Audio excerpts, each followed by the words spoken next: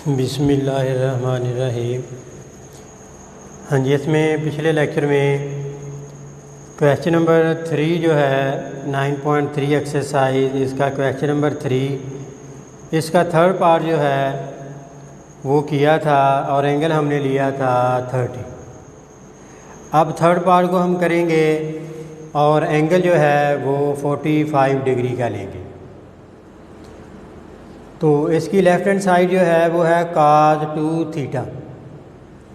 Theta जो है ये 45 है, इधर 45 लिखेंगे, इसको 2 से मल्टीप्लाई करेंगे तो ये 90 हो जाएगा। तो cos 90 जो है इसकी वैल्यू 0 होती है। Right hand side 2 cos square theta minus 1। Theta की वैल्यू जो है ये 45 है, इधर 45 लिखा।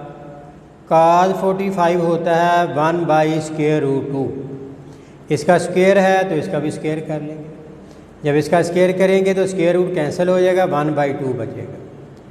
2 से 2 कैंसिल, बकाया 1 बचेगा, तो 1 - 1 0 आ जाएगा। तो इसकी लेफ़्ट हैंड साइड भी 0 आई है, तो hence left hand side is equal to right hand side. अब इसका fourth part cos 2 theta is equal to 1 - 2 sin square theta when theta is equal to 30।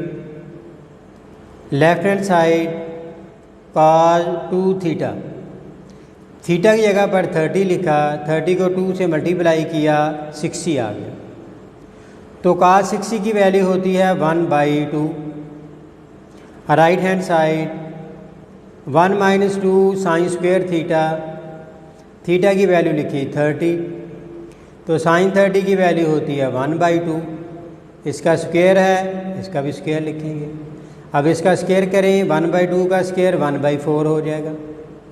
2 को इस 4 से कैंसिल करेंगे, 1/2 बच जाएगा। अब एलसीएम जो है वो 2 आएगा, 2 को 1 से मल्टीप्लाई करेंगे, 2 - 1 1 आ जाएगा। नीचे 2 एलसीएम ऐसे ही आ जाएगा, आंसर आ गया 1/2। तो इसकी लेफ़्ट हैंड साइड जो है ये भी 1/2 है। तो इस तरह से left hand side is equal to right hand side. अब हम एंगल लेंगे 45। Left hand side cos 2 theta, theta की जगह पर लिखेंगे 45, 45 को 2 से मल्टीप्लाई किया, 90 हो गया। तो cos 90 की वैल्यू 0 होगी। Right hand side 1 - 2 sin square theta, theta की वैल्यू 45, sin 45 होता है 1/√2। इसका स्क्वायर है, इसका भी स्क्वायर लिख लिया। अब इसका स्क्वायर किया, स्क्वायर रूट कैंसिल हो जाएगा, 2 आ जाएगा। 2 से 2 कैंसिल हो गया, ये 1 - 1 0 आ गया। तो लेफ़्ट हैंड साइड जो है वो भी 0 आई थी।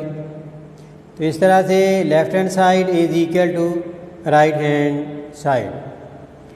अब इसका fifth part tan 2 theta is equal to 2 tan theta over 1 - tan square theta when theta is equal to 30। हाँ जी, इसकी लेफ़्ट हैंड साइड जो है ये है tan 2 थीटा। थीटा हमने 30 लिया है, 30 को 2 से मल्टीप्लाई करेंगे, 60 हो जाएगा। तो tan 60 की वैल्यू होती है √3। Right hand side is equal to 2 tan theta over 1 - tan square theta. Theta की जगह पर 30 लिखा, नीचे भी थीटा की जगह पर 30 लिखा। 2 tan 30 की वैल्यू होती है 1/√3 ओवर 1 - tan 30 की वैल्यू 1/√3। नीचे tan का स्क्वायर है तो इसका भी स्क्वायर कर लेंगे। 2 को 1 से मल्टीप्लाई किया, 2/√3 आ गया। जब इसका स्क्वायर करेंगे, स्क्वायर रूट ख़त्म हो जाएगा, 1/3 आ जाएगा। ऊपर वाली रकम को ऐसे ही लिख लिया, नीचे जो है इसका एलसीएम लिया। एलसीएम जो है वो 3 आएगा, 3 को 1 से मल्टीप्लाई किया, 3 - 1 2/3 हो जाएगा। अब ये आ गया 2/√3, ये नीचे वाली वैल्यू ऊपर जाएगी, तो रेसिप्रोकल हो जाएगा। ये 2/3 है, ऊपर जाकर 3/2 हो जाएगा। 2 से 2 कैंसिल हो गया। ये वाला 3 जो है इसको 2 दफ़ा लिख सकते हैं, √3 √3। तो नीचे √3 है, एक √3 कैंसिल हो जाएगा और एक जो है ये बकाया बच जाएगा √3। तो इसकी लेफ़्ट हैंड साइड जो है वो भी √3 थी। Hence left hand side is equal to right hand side. अब हम एंगल लेंगे when theta is equal to 45। Question वही है, left hand side is equal to tan 2 theta. Theta की जगह पर लिखना है 45। 45 को किया 2 से मल्टीप्लाई, 90 हो गया। तो tan 90 की वैल्यू जो है ये इन्फिनिटी आ जाएगी। अब right hand side 2 tan theta और 1 minus tan square theta. Theta की वैल्यू लिखी 45, नीचे भी 45 लिखी। 2 tan 45 1 होता है, 1 माइनस tan 45 1 होता है, लेकिन 1 का स्क्वायर करेंगे तो वो भी 1 ही रहेगा। तो 1 माइनस 1 0 हो जाएगा, 2/0 इन्फिनिटी होगा। तो लेफ़्ट हैंड साइड जो है वो भी इन्फिनिटी आई है। तो hence left hand side is equal to right hand side. Question number 4, find x if tan square 45 degree minus cos square 60 degree is equal to x sin 45 degree cos 45 degree tan 60 degree। और इस x की value जो है ये मालूम करनी है। इसमें लेफ़्ट हैंड साइड को राइट हैंड साइड के बराबर साबित नहीं करना, बल्कि दोनों साइड को हल करके इसमें से x की वैल्यू जो है वो मालूम करनी है। अब देखिए tan 45 जो है इसकी वैल्यू 1 होती है, ये 1 लिख ली, स्क्वायर है स्क्वायर लिख लिया, माइनस cos 60 की वैल्यू होती है 1/2, स्क्वायर है तो स्क्वायर लिख लिया, is equal to x। Sine 45 की वैल्यू होती है 1/√2, तो cos 45 की वैल्यू भी 1/√2 होती है। tan 60 की वैल्यू √3 होती है। 1 का स्क्वायर तो 1 ही आ जाएगा, 1/2 का स्क्वायर करेंगे तो 1/4 आ जाएगा, इज इक्वल टू ये ऊपर जो 3 स्क्वायर रूट है इसको मैंने पहले लिख लिया है और साथ ये वाला x लिख दिया है।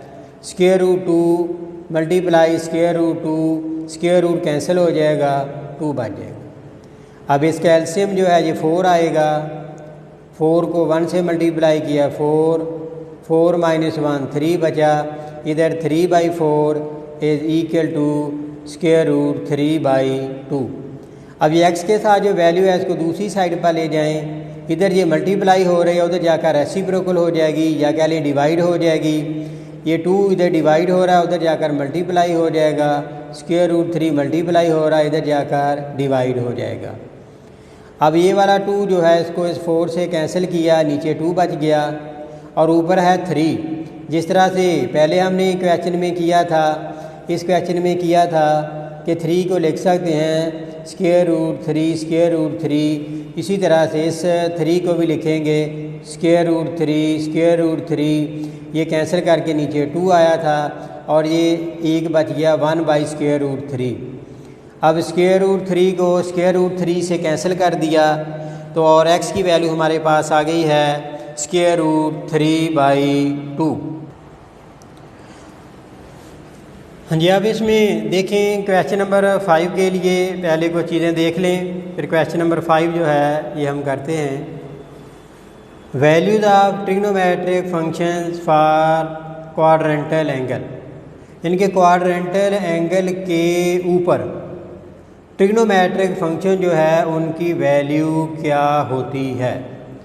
क्वाड्रेंटल एंगल के बारे में हमने पढ़ा था 0, 90 या π/2, 180 डिग्री या पाई, 270 डिग्री या 3π/2। ये हमारे पास जो हैं ये क्वाड्रेंटल एंगल हैं। 360 भी कह सकते हैं, 2π, ये चूँकि ज़ीरो वाली ही लाइन के ऊपर होता है तो ये भी क्वाड्रेंटल एंगल है। क्वाड्रेंटल एंगल कौन से बने? 0, 90 डिग्री, 180 डिग्री, 270 डिग्री, या इधर 360 लिख सकते हैं। 360 डिग्री जो है ये भी क्वाड्रेंटल एंगल होता है। अब आपने क्वाड्रेंटल एंगल के ऊपर जो ट्रिग्नोमेट्रिक फंक्शन की वैल्यू होती है ये बेटा याद करनी है और अच्छी तरह से याद करनी है। साइन, ये क्वाड्रेंटल एंगल जो ज़ीरो है, ज़ीरो पर साइन ज़ीरो ज़ीरो होता है, कास ज़ीरो 1 होता है, टेन ज़ीरो जो है ये ज़ीरो होता है। 90 क्वाड्रेंटल एंगल जो 90 है, इस पर साइन 90 की वैल्यू 1 होती है, काज 90 की वैल्यू 0 होती है, टेन 90 की वैल्यू इन्फिनिटी होती है। 180 पर साइन 180 0 होता है, काज 180 -1 होता है, टेन 180 जो है ये 0 होता है। 270 पर साइन 270 की वैल्यू -1 होती है, कॉज 270 की वैल्यू 0 होती है, टेन 270 की वैल्यू -इन्फिनिटी होती है। दोबारा सुन लें, साइन 0 की वैल्यू 0, काज 0 की वैल्यू 1, टेन 0 की वैल्यू 0, साइन 90 की वैल्यू 1, कॉज 90 की वैल्यू 0, टेन 90 की वैल्यू इन्फिनिटी। साइन 180 की वैल्यू 0, कॉज 180 की वैल्यू -1, टेन 180 की वैल्यू 0, साइन 270 की वैल्यू -1, कॉज 270 की वैल्यू 0, टेन 270 की value -infinity. We know that theta plus 2k pi is equal to theta where k belong to g, और k की value होगी 0 +-1 +-2 +-3। ये हमारे पास एक फार्मूला है। देखिए हमारे पास एक सर्कल होता है, जब सर्कल कंप्लीट होता है तो उसमें एंगल जो होता है वो 360 तक होता है, यानी कि 0 से 360 तक होता है।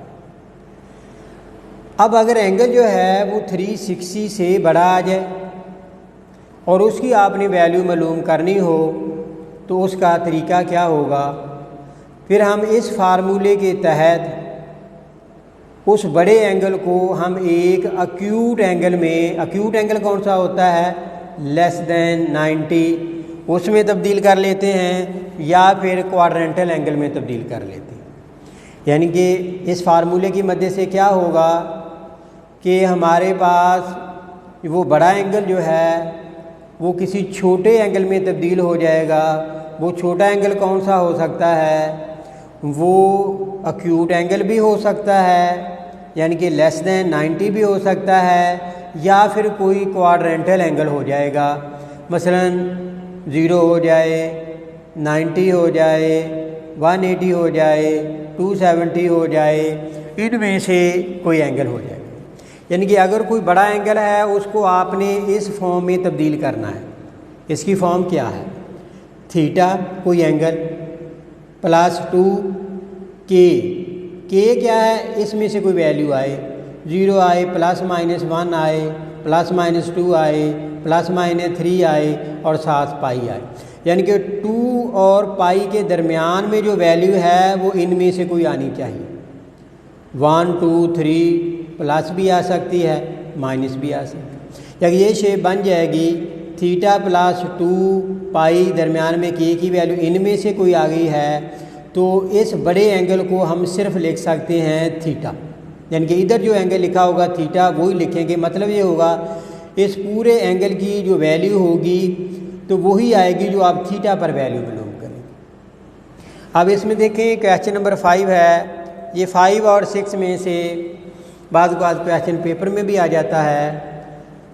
Find the values of trigonometric functions of quadrantal angle. अब इसमें उसने कहा कि वैल्यू मालूम करनी है क्वाड्रेंटल एंगल, और ये क्वाड्रेंटल एंगल है 0 90 180 270। इसका मतलब इस एंगल को हम पहले क्वाड्रेंटल एंगल में तब्दील करेंगे इस फार्मूले की मदद से। तो फिर जो क्वाड्रेंटल एंगल आएगा उस पर इधर से वैल्यू देख लेंगे, उस फंक्शन की वैल्यू क्या है। अब देखिए हमारे पास है माइनस पाई। माइनस पाई को लिखा जा सकता है पाई माइनस 2 पाई, क्योंकि पाई में से माइनस 2 पाई करेंगे तो बकाया माइनस पाई ही बचेगा। इसको पाई माइनस 2 पाई क्यों लिखा है? ये शेप बनाने के लिए। अब मैंने पाई लिख दिया है, प्लस 2 लिख दिया है, ये माइनस जो है इसको आगे ब्रैकेट के अंदर लिख दिया है और ये पाई लिख दिया है। अब देखिए अगर हल करेंगे तो यही वाला बनेगा, पाई ये माइनस 2 पाई। अब देखिए ये शेप बन गई है। थीटा की जगह पर पाई आ गया, प्लस 2 आ गया, और के की जगह पर -1 आ गया, और ये पाई आ गया। यानी कि ये वाली माइनस वाली वैल्यू जो है ये के की है। तो जब भी इस फॉर्म में आ जाएगा थीटा प्लस 2k पाई, तो हम इसको लिखेंगे थीटा। इसका मतलब ये हुआ ये थीटा प्लस 2k पाई। यहाँ पर k की वैल्यू कितनी है? -1। तो फिर हम इस एंगल को पाई प्लस 2 इंटू -1 पाई को किसके बराबर लिखेंगे? थीटा की जगह पर। लेकिन यहाँ पर थीटा क्या है? वो है पाई। मतलब ये हुआ कि माइनस पाई जो है वो पाई के बराबर ही होता है। अब हम माइनस पाई की जगह पर पाई लेकर उसकी वैल्यू मालूम कर लेंगे। जैसे sine minus pi, sine minus pi किसके बराबर है? पाई के। तो साइन पाई क्वाड्रेंटल एंगल है, साइन 180 या पाई इसकी वैल्यू 0 होती है। कॉस माइनस पाई, लेकिन माइनस पाई हमने लिया हुआ पाई के बराबर, पाई लिख लिया, तो इधर से कॉस पाई इसकी वैल्यू -1, ये -1 आ गई। टेन माइनस पाई पर वैल्यू मालूम करनी है फर्स्ट पार्ट में, तो टेन माइनस पाई जो है ये पाई है। तो टेन पाई की वैल्यू जो है इधर से देखें, टेन पाई या 180 इसकी वैल्यू 0 है, ये 0 आ गई। अब इनके रेसिप्रोकल कर लेंगे। साइन जो है इसका रेसिप्रोकल कोसेकेंट होता है, कोसेकेंट को लिखेंगे 1/साइन माइनस पाई, लेकिन माइनस पाई प्लस पाई के बराबर है। साइन पाई की वैल्यू जो है वो 0 है, तो 1/0 जो है ये इन्फिनिटी होगी। सीकेंड माइनस पाई, तो सीकेंड होगा 1/cos, तो cos minus pi plus pi ही होता है, तो cos पाई की वैल्यू -1 है, तो 1/-1 -1 आ जाएगा। cot माइनस पाई, cot को लिखा जा सकता है 1/tan, लेकिन tan माइनस पाई जो है वो प्लस tan पाई के बराबर, यानी कि माइनस पाई की वैल्यू पाई लिख ली, तो tan पाई जो है इधर मालूम किया है 0, तो 1/0 जो है ये इन्फिनिटी होता है। यानी कि जब आपने साइन cos tan की वैल्यू मालूम कर ली, इनका रेसिप्रोकल करते जाएंगे, वो कोसेकेंट सीकेंट और cot की वैल्यू जो है वो आ जाएगी। अब इसका सेकंड पार्ट -3 पाई, उसी तरह से जिस तरह से ये लिया था। -3 पाई को लिख सकते हैं पाई -4 पाई, लेकिन इसकी ये शेप बनानी है, पहले 2 आना चाहिए, पाई ऐसे लिख लिया, प्लस 4 को लिखा 2 -2, क्योंकि 2 को -2 से मल्टीप्लाई करेंगे तो -4 ही बनेगा, और ये पाई। अब देखिए ये शेप बन गई है। थीटा की जगह पर पाई आ गया, प्लस 2 ये 2 आ गया, के की वैल्यू कितनी आ गई? -2, और ये वाला पाई। अब इसकी ये वाली शेप बन गई है, इसका मतलब ये किसके बराबर होगा? थीटा के। इधर थीटा की जगह पर क्या आ रहा है? पाई। तो इसका मतलब ये वाला -3 पाई जो है ये भी हमारे पास पाई के बराबर ही होगा। जैसे हमने कहा था माइनस पाई जो है ये पाई के बराबर है, तो -3 पाई भी पाई के बराबर है। तो इसका मतलब ये हुआ -3 पाई की जब आपने वैल्यू मालूम करनी है तो एक्चुअल हमने वैल्यू पाई की मालूम करनी है, वो पाई की वैल्यू हम मालूम कर चुके हैं। तो सी पार्ट 1 ये फर्स्ट पार्ट जो है उसी को कर देंगे, सिर्फ माइनस पाई की जगह पर हम -3 पाई लिखेंगे, आगे -3 पाई की वैल्यू पाई ही लिखेंगे, तो वही आंसर जो है वो आ जाएगा।